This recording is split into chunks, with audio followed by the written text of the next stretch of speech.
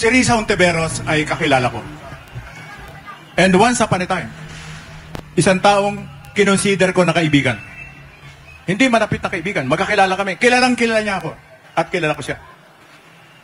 Subalit ulitin ko, ang panawagan ko sa kanya, may pagkakataon pa, may panahon pa, Risa.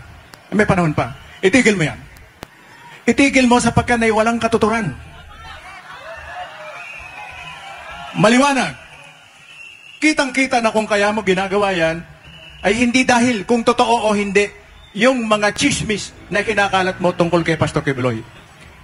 Sapagkat akala mo yun ay popular. Bakit? Sapagkat nangangarap kang at least maging vice presidente. Pastor, magandang gabi po. Mabuhay ka. Alam kong nanunood ka. Alam kong gustong-gusto mong pumunta dito sana. Alam namin na ipinananalangin mo kami lahat dito. Kaya we feel very, very secure. Hindi kami nag-aalala sa aming kaligtasan sapagkat alam namin, Pastor, na kasama ka namin dito.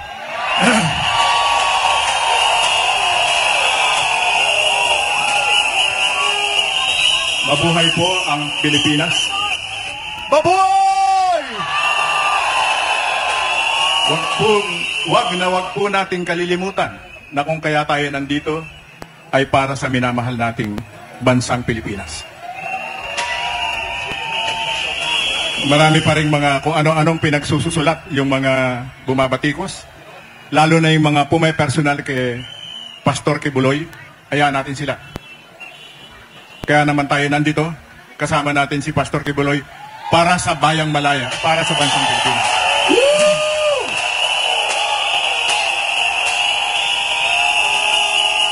At muli, kaya ako nandito.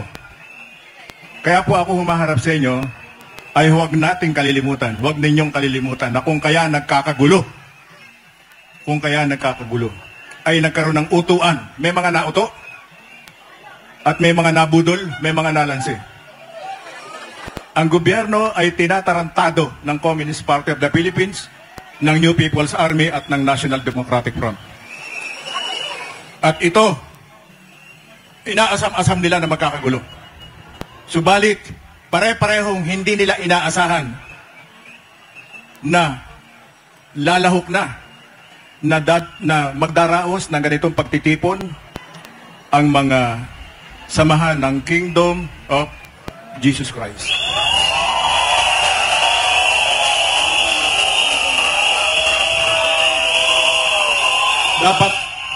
Dapat silang kilabutan. Dapat silang kilabutan. Sapagkat itong mga tao na walang, ulitin ko yung sinabi ko ng isang araw, itong mga tao na walang ginagawa sa araw-araw ng ginawa ng Panginoong Diyos, kundi magdasal. Magdasal, mataimtim na magdasal. Woo! Para sa kapakanan ng kapwa-tao. Para sa kapakanan ng kaluluwa. Ay nandito ngayon.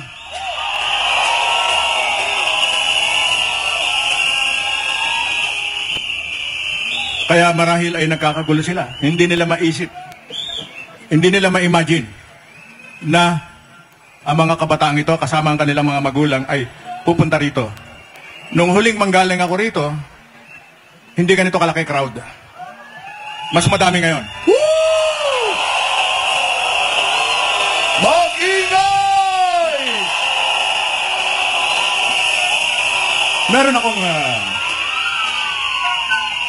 Meron akong binuksang usapin tungkol sa taong nambaboy at nambababoy hanggang ngayon kay Pastor Quiboloy.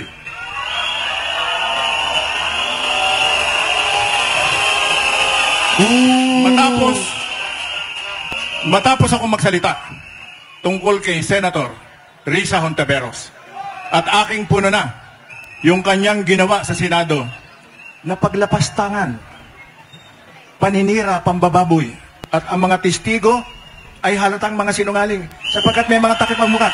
Sinungaling! Sinungaling! Sinungaling! Sinungaling!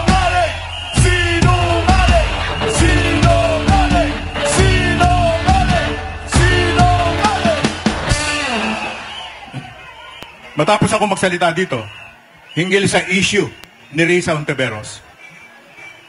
At sinabi ko na tigilan mo yan, sapagkat ang iyong sarili ay ihinahain mo para malantad kung sino ka. Magkakilala kami. Ayaw ko sanang magsalita tungkol dyan sa issue na yan. Subalit, hindi maganda kung hindi dapat mali yung ginawa nila kay Pastor Quiboloy. Tama? Mali. Yun ang dahilan. Mali. Si Pastor Quiboloy ay kaibigan ng masang Pilipino. Tama!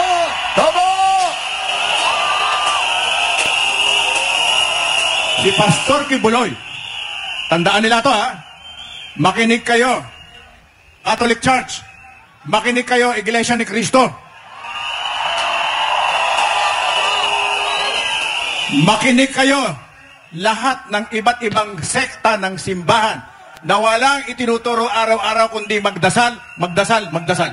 Well and good. Subalit, hindi kayo kumibo, hindi kayo lumaban sa pagsasamantala.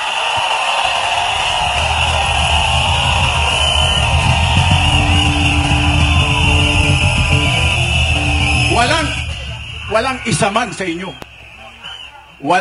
Walang obispo ng simbahang Katoliko. Walang obispo ng iglesia at ng iba't ibang sekta ang tumindig at bumatikos sa CPP-NPA.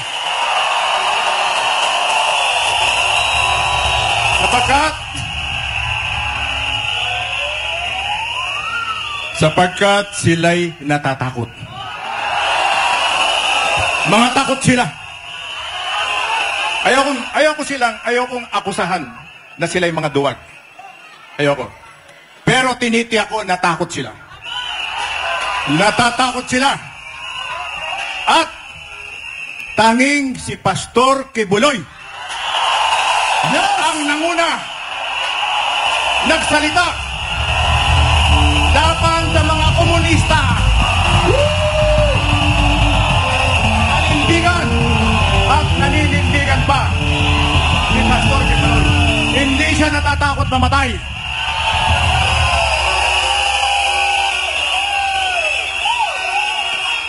Dahil sa ganyang stand ni Pastor Quiboloy, nung unang magkaharap kami, nakaramdam ako ng pagmamahal mula sa kanya. Oh. Totoo po yan. Nung unang makaharap ko siya, nakaramdam ako ng pagmamahal sa kanya. Naramdaman ko na siya'y kaibigan ko. At hindi ko papayagan na ang aking kaibigan ay lapastanganin.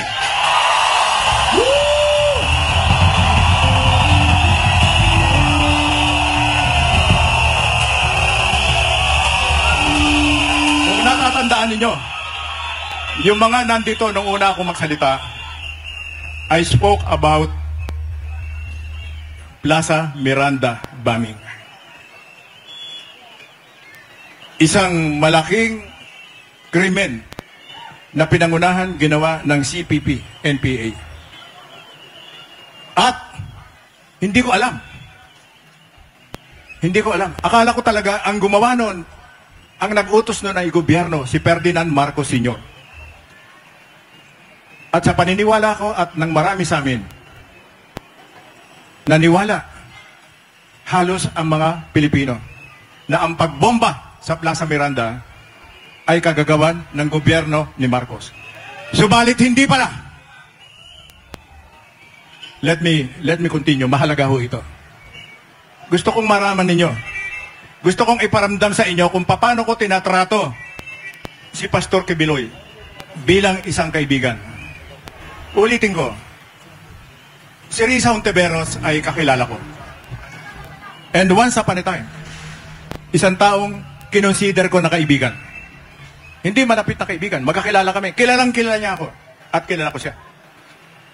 Subalit ulitin ko. Ang panawagan ko sa kanya, may pagkakataon pa, may panahon pa, Risa.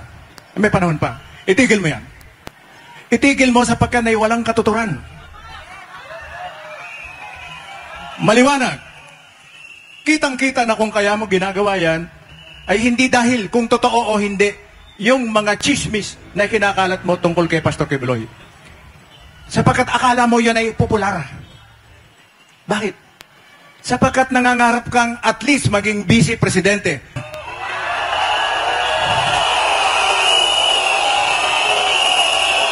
Mali yan.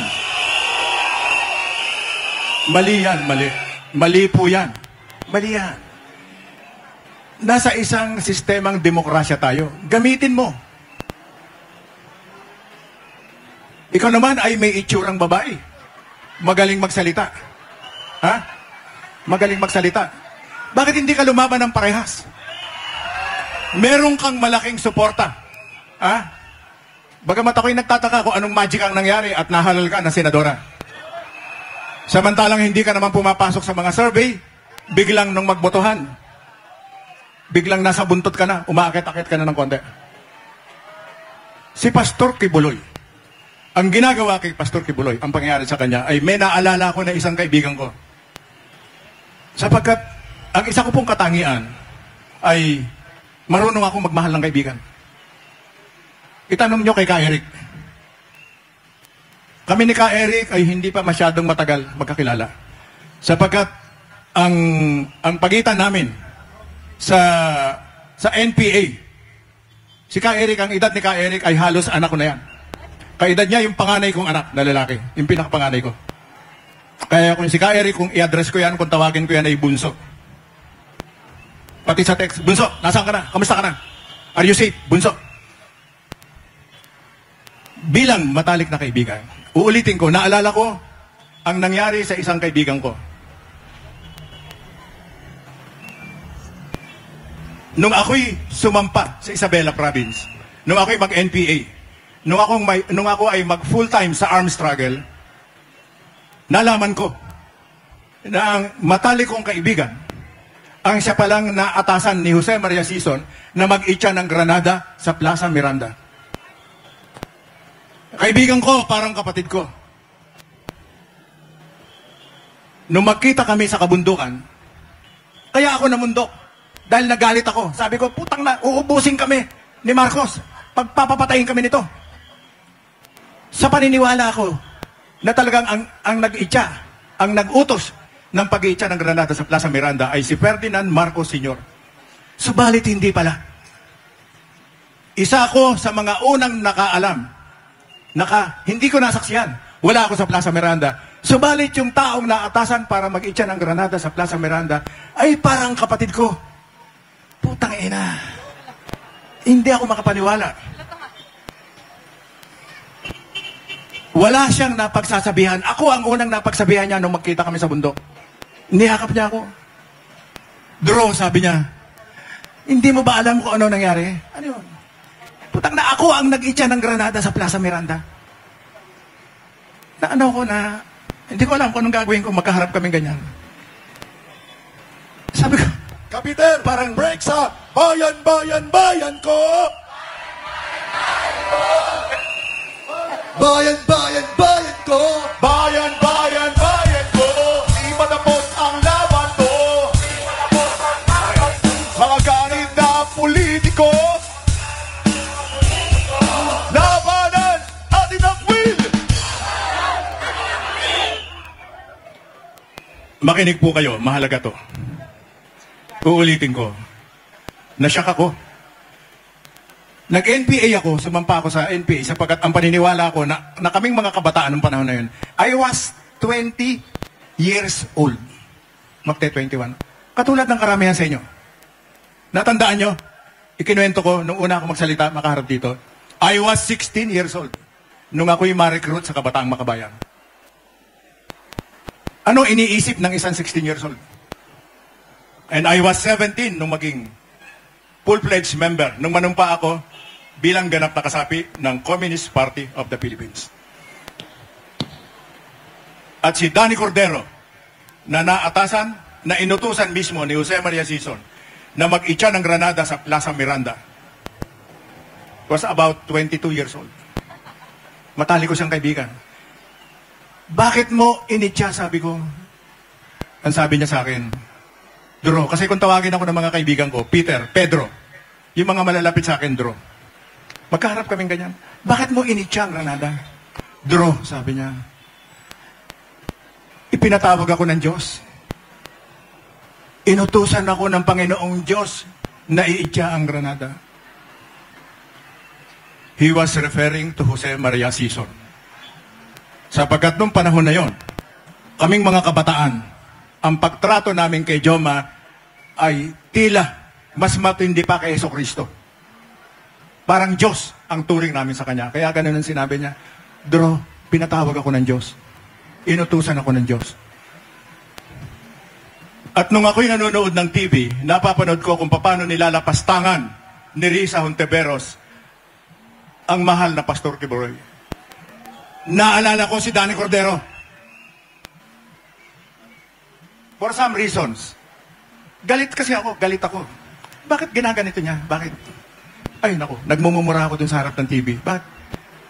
And at that instant, pumasok sa diwa at puso ko si Danny Cordero na siyang biktima, na siyang unang biktima ng pagsabog ng Granada ng Plaza Miranda. Sapagkat ginawa niya yun dahil lamang sa ideolohiya. Dahil sa kautusan, pagpapatuloy ng ideolohiyang komunismo. At nang malaman ko yun, ayoko na, sabi ko. Hindi ganito ang gusto kong ipaglaban. Hindi ako lalahok sa isang samahan napapatay ng kapwa-tao. At ganyan ang gusto nilang gawin kay Pastor Kibuloy. Hindi ko papayagan yan. Hindi natin papayagan yan. Hindi yan papayagan ng sambayanan.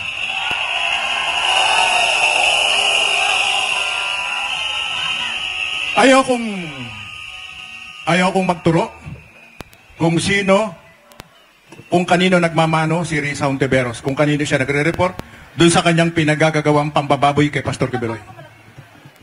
Subalit, ang isa pang gusto ko ritong i-share about Risa Hontiveros, si Risa Hontiveros, hindi naman komunista yan. Yan ay mga nagpapanggap na kaliwa. Sumasakay sa issue. Sapagat yung mga yan, si Risa Hontiveros mismo, yung kanyang grupo, yung Akbayan, during the 90s, ay nanganib ang buhay ng marami sa kanila. Sapagkat inilagay sila sa order of battle ng Communist Party of the Philippines. Nag-utos si Jose Maria Sison na patayin ang mga top leaders ng Akbayan. Sabihin nila na nagsisinungaling ako. Bakit hindi kayo kumikibo dyan, Eta Rosales? Yung dating chairperson ng Human Rights Commission. Si Rick Reyes. Napipilitan ako magsalita rito, magbanggit ng pangalan ng mga tao sapagkat sa isang panahon ay natataranta kayo, papatayin kayo ng CPP, ng MPA, pinapapatay sila ni Joma. Saan sila tumakbo? Isa ako sa tinakbuhan nila.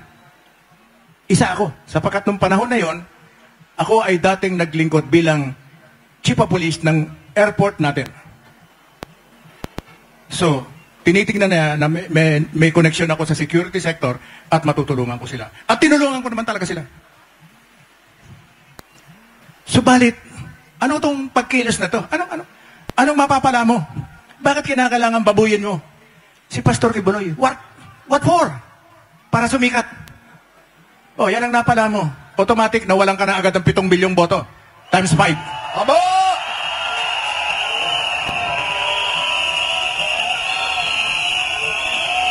Malaking alam ni Risa Hontiveros yung sabwatan nung 3 kumag sa Kongreso at ang pakikipagsabwatan nito kay Speaker Romualdez. Alam niya yon. Dapat batikusin niya yon. Sapagkat si Risa Hontiveros sa isang panahon ay binagbantaan siyang patayin ng CPP-NPA. Bakit niya ngayon titirahin si Pastor Kibuloy? Isang tao na handang mamatay para tapusin ang kilusan ng komunismo sa Pilipinas. Woo!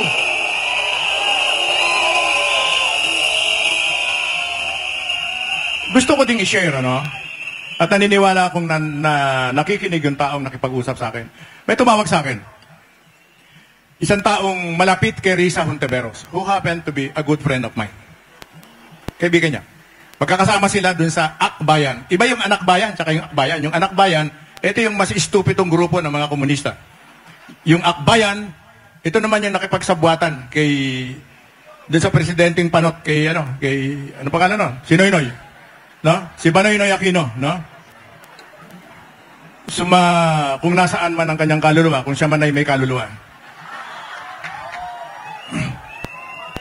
Si Risa Hontiveros kasi ay nangarap. Nangarap siya ng mas mataas. Nakachamba na nga siya na naging senadora siya. At nakita niya kasi na lahat ng mga kasama nila, puro 8 derecho sa inodoro. So, nakikita niya, yung pagtira nila kay Pastor Kibuloy, yan ang katulad yan ng kasabihan ng mga Tagalog. Ang hampas sa kabayo ay latay sa kalabaw.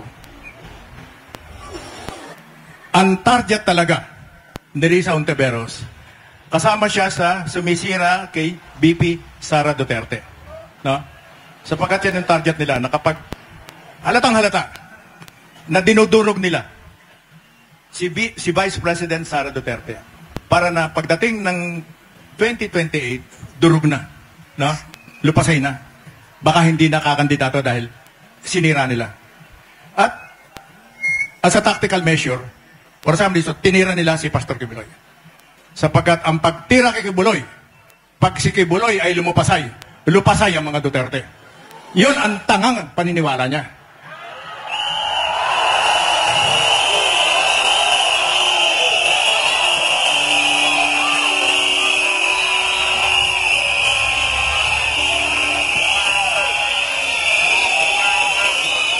May tumawag sa akin, ano? Kahapon, tinawagan ako. Tinext muna ako kung pwede ako makausap. Actually, gusto makipagkita sa akin. Sinabi na lang sa akin. Sabi niya, bakit naman kinakailangang magsalita ka ng ganon kay Risa?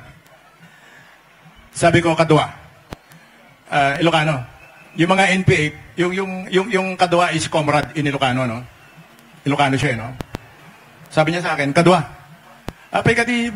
ba't naman ganon? Sabi niya, bakit kinakailangang magsalita ka ng ganon in public against Risa Hontiveros? Ang tanong ko sa kanya, pare, bakit? Hindi ba totoo yung sinabi ko? Hindi ba totoo? Sabi niya, hindi yan ang issue. Hindi ka na dapat nagsalita. Sabi ko, bakit niya binastos ng ganon si Pastor Kibuloy? Sabi ko, somebody has to do that. Kinakailangan may magsalita tungkol sa kanya. Kung hindi siya titigil.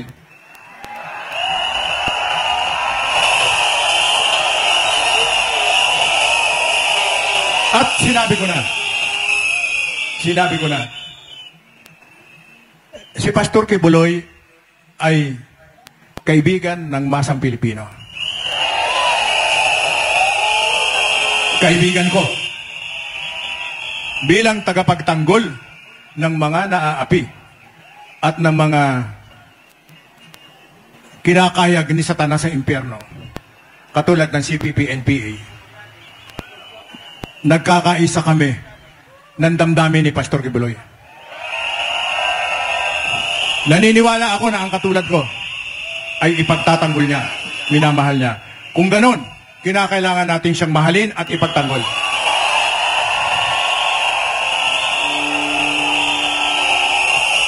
Tanging, ulitin ko uulitin ko, kasi totoo po ito. Ang sinasabi natin dito, pag tumayo kami rito, hindi para magsinungaling, kundi para magsalita ng katotohanan. Iisa-isahin ko na, uunahin ko na ang relihiyong Katoliko. Makinig po kayo, mga kardinal. Alam namin nanonood kayo, mga obispo. Ni isa sa inyo, ni katiting sa inyo, sa simbahang Katoliko, ay walang tumayo laban sa CPP-NPA. Hindi pa yun. Subalit, ano pa nangyari? Naging katulong pa ang marami sa inyo mga obispo para lumawak ang CPP-NPA. At sino ang isa sa mga pangunahing leader na sa Central Committee at Political Bureau ng CPP? Isang pare, si Louie Halandoni. Father Louie Halandoni. Ordained, pare ng Simbahang Katoliko. Isa sa nagbibigay ng direksyon kung paano manggera, kung paano pumatay ang New People's Army. Pare yan. Paring Katoliko yan. At sa maraming pagkakataon, maraming mga obispo, at maraming pare ang na-recruit, mga naging commander ng NPA, mula sa Western Visayas, hanggang sa Mindanao, hanggang dito sa Southern Tagalog. Hindi lang isa, dalawa, tatlo, apat, maraming mga pare. Paano itatakwil, paano titirahin ng Simbahang Katoliko ang kilusang komunismo, sapagkat mas marami sa kanila ay nakumbinsi at sumisimpatya pa. Subalit, hindi si Pastor Kibuloy.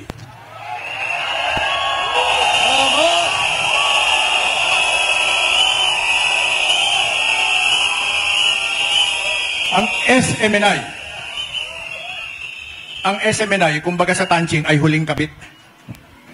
Ang SMNI ay kakatiting nung nagsimula. Ang Simbahang Katoliko ay meron ng napakatagal na Radio Veritas. Meron silang Radio Veritas. Pero yung Radio Veritas na yan, ni minsan ay hindi mo narinig na nagsalita ang mga pari dyan, ang mga bayarang broadcaster dyan, laban sa CPP-NPA.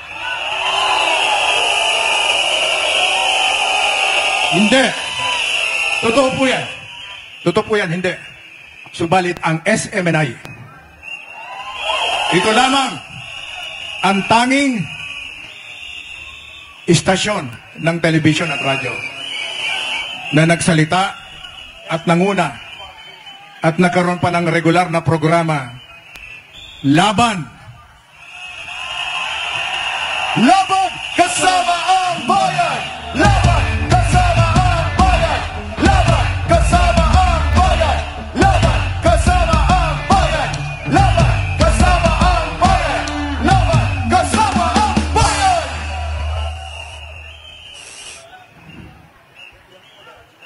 So, i-challenge nila tayo. Sabihin nila, uy, excuse me, Karamon, meron kaming galit din kami sa mga CPP. Kailan? Kailan nyo sinabi? Saan? Anong istasyon ninyo? Yang ABS-CBN na hanggang ngayon, kahit na fly by night, sapagkat kinukonsinti ng NTC, in order na ng isara, expired ang, what do you call that, ang prangkisa. Expired ang prangkisa. Nag-operate pa ng matagal. At kung hindi nagkaroon ng Rodrigo Roa Duterte, ay hindi masasara niya mga yan.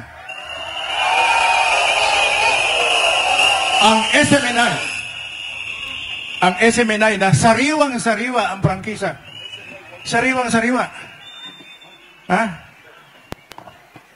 Na kung ilang taon pa bago magdeterminate, pinahinto ng NTC.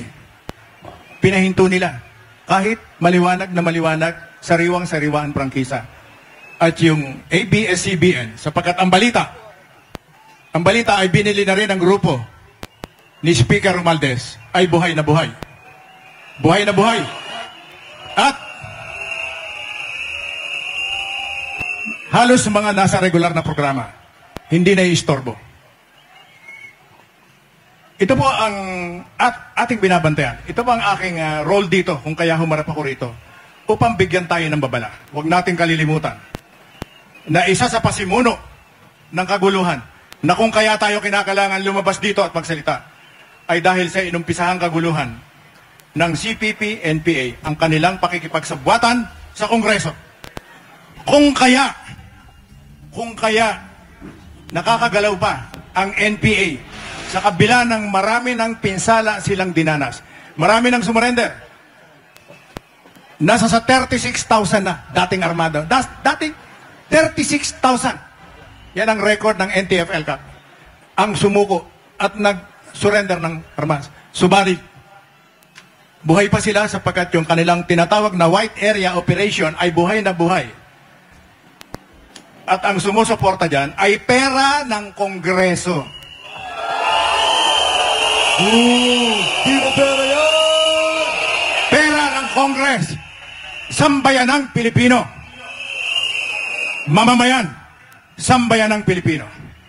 Alam ito ng Armed Forces of the Philippines, ng Philippine National Police, ng security sector. Alam nila to. Hindi makakalusot sa kanila to. Yan ang ating sandatahang lakas, hindi ang NPA. Mabuhay ang AFP. Mabuhay! Mabuhay ang Philippine National Police. Mabuhay! Yan ang tagapagtanggol natin.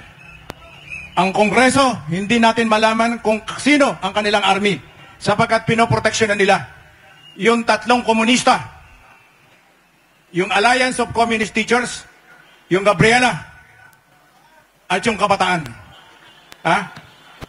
Binibigyan ito, binubusog ito sa pondo ni Speaker Romualdez. At saan napupunta ang pondo ito? Saan napupunta? Napupunta sa NPA. Kaya sinasabi ko na ang nagpopondo sa operation ng NPA, ng New People's Army, ay ang House of Congress.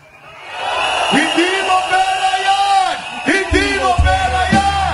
Hindi nyo pera yan! Hindi nyo pera yan! Hindi nyo pera yan! Hindi nyo pera yan! Hindi nyo pera yan! Hindi nyo pera yan! At babalikan ko ang mahal na Pastor Kibuloy. Kaya nila binababoy. Kaya nila tinitira upang mawalan ng moral ascendancy.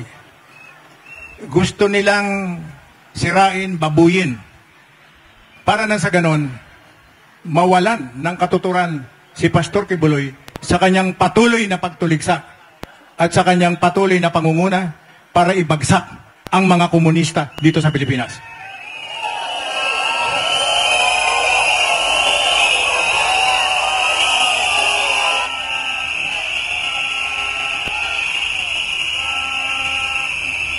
Subalit hindi po mangyayari yan.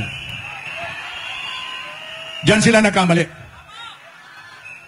Napakinggan ko yung buong speech ni Pastor Kibuloy na for the first time. Pag nakaharap, kilala natin lahat yan. Pag nakaharap mo, halos hindi mo marinig magsalita, pabulong. Napaka humble, tama, no?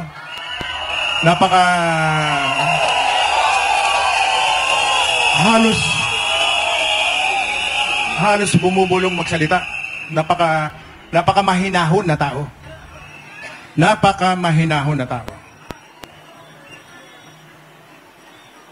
Pero iba ang gustong ipresenta ni Risa Hontiveros. Pinalalabas niya na itong tao ay nanggagahasa. Na itong tao ay pumapatay ng kapwa-tao.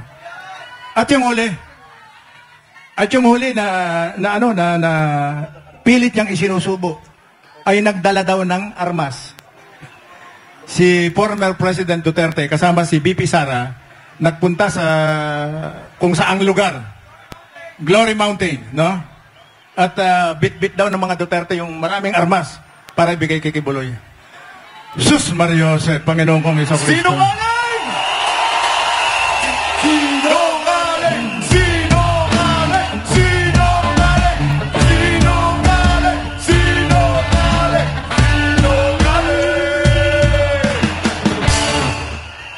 Paano?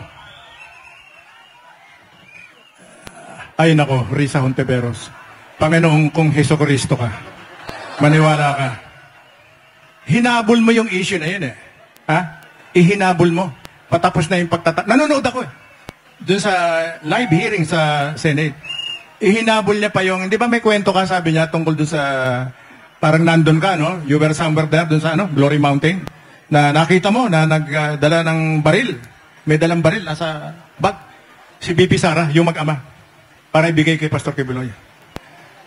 Ay nako, kaya ako Panginoon kong Jesucristo at Diyos ko dahil sa si President Duterte magbubuhat ng bag ng armas.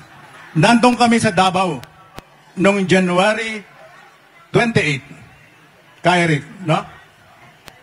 January 28, no? Yung rally sa Davao. Dumaan kami kay President Duterte, kumamay kami, nagmano kami. And when he was called to speak, nakikita namin, mahina na siya eh. He could barely stand up and walked very slowly doon sa stage pa, akyat. Pagkatapos sasabihin mo, may bit-bit. Hindi ka ba nag-iisip, Risa Hontiveros?